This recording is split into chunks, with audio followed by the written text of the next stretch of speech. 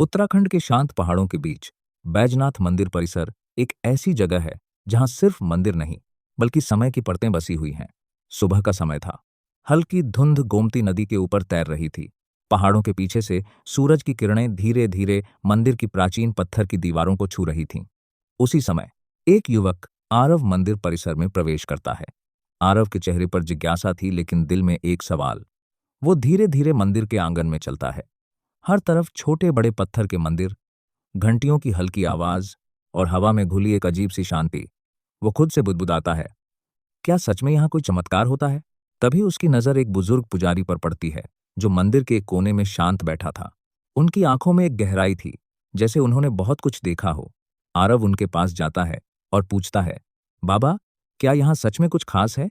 पुजारी हल्का सा मुस्कुराते हैं। खास? यहाँ सब कुछ खास है, बस देखने वाली आंख चाहिए। आरव थोड़ा उलझ जाता है, लेकिन फिर मुख्य मंदिर की ओर बढ़ता है। वहां शिवलिंग के सामने लोग जल चढ़ा रहे थे, प्रार्थना कर रहे थे। वो भी वहीं खड़ा हो जाता है, लेकिन उसके मन में अभी भी सवाल ही सवाल थे। वो मंदिर की दीवार को छूता है और तभी एक अजीब सी ठंडक उसके शरीर में दौड़ जाती है। हवा अचानक तेज हो जाती है।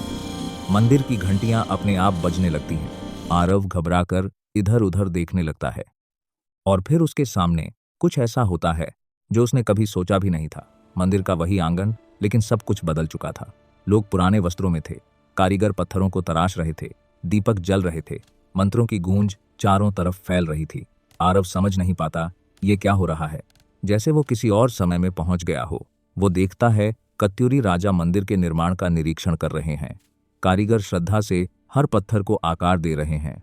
एक आवाज उसके भीतर गूंजती है, ये सिर्फ पत्थर नहीं, विश्वास है। आरव की सांसें तेज हो जाती हैं।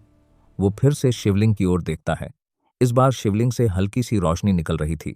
उसकी आंखें अपने आप बंद हो जाती हैं और उस पल उसे एक गहरी शांति महसूस होती है, जैसे उसके सारे सवाल बिना जवाब के ही खत्म हो गए हों।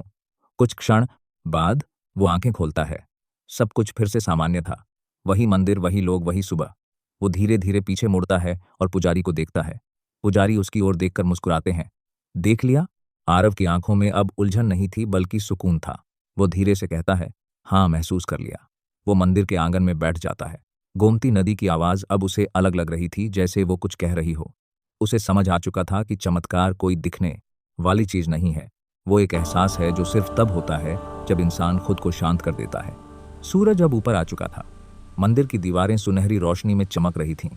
आरव उठता है, आखिरी बार मंदिर को देखता है और मुस्कुरा देता है, जैसे वो कुछ पा चुका हो जो शब्दों में नहीं बताया जा सकता। क्योंकि बैजनाथ सिर्फ एक मंदिर नहीं है, ये एक अनुभव है। एक ऐसा अनुभव जहां समय सच में ठहर जाता है। एक बार बैजनाथ जरूर आइए और खुद जानिए इसकी कहानी।